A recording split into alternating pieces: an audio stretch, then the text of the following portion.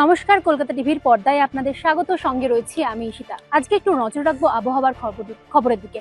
সকাল থেকে কিন্তু আকাশের মুখভার কলকাতা সহ বিভিন্ন জেলায় কিন্তু বৃষ্টি হচ্ছে। তার কারণ কি? তার মূল কারণ হচ্ছে উত্তর পশ্চিম বঙ্গোপসাগর সংলগ্ন এলাকায় তৈরি হয়েছে ঘূর্ণাবর্ত, যার জেরে নিম্নচাপের সৃষ্টি হয়েছে এবং তার উপর দোসর মৌসুমী অক্ষরেখা। ফলে বঙ্গোপসাগর থেকে প্রচুর জলীয় বাষ্পপূর্ণ বায়ু কিন্তু দক্ষিণবঙ্গে প্রবেশ করছে। ইতিমধ্যেই আবহাওয়া দপ্তরের তরফ থেকে দক্ষিণবঙ্গের একাধিক জেলায় সতর্কবার্তা জারি করা হয়েছে। কোন কোন জেলায়?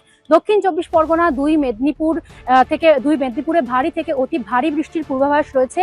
কলকাতা, হাওড়া, হুগলি এবং উত্তর চব্বিশ পরগনাতেও ভারী বৃষ্টির পাশাপাশি বজ্র বিদ্যুৎ সহ ঝোড়ো হাওয়ার পূর্বাভাস রয়েছে। পশ্চিমের জেলাগুলি যেমন ইতিমধ্যেই পশ্চিম মেদিনীপুর, ঝাড়গ্রাম, বাঁকুড়া ও পুরুলিয়াতেও বৃষ্টির দাপট বাড়তে পারে বলেই পূর্বাভাস দিয়েছে আবহাওয়া দপ্তর। অন্যদিকে ঝাড়গ্রামে কোথাও কোথাও কিন্তু 7 থেকে 20 সেন্টিমিটার পর্যন্ত ভারী থেকে অতি ভারী বৃষ্টির সম্ভাবনাও রয়েছে বলে জানিয়েছেন আবহাওয়াবিদরা। এবার আসা যাক একটু কলকাতার দিকে।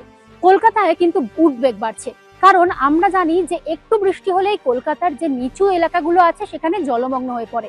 সেখানে রাতভর বৃষ্টিতে জলমগ্ন হওয়ার আশঙ্কাটা কিন্তু আরো প্রবল হয়ে উঠছে। কিন্তু এই মুহূর্তে কিন্তু আমাদের সেই সমস্ত আতঙ্ক থেকে কোনো রকম চিন্তা নেই বলে জানাচ্ছেন আবহাওয়াবিদরা। আমরা জানি যে কলকাতা একটু জলমগ্ন হয়ে পড়লেই তীব্র যানজট সৃষ্টি হয়, সাধারণ মানুষ থেকে নিত্যযাত্রী কিন্তু প্রচন্ড সমস্যায় পড়েন। কিন্তু আপাতত কোনো আতঙ্কের বিষয় নেই বলেই পূর্বাভাস হাওয়া অফিসের তরফ থেকে।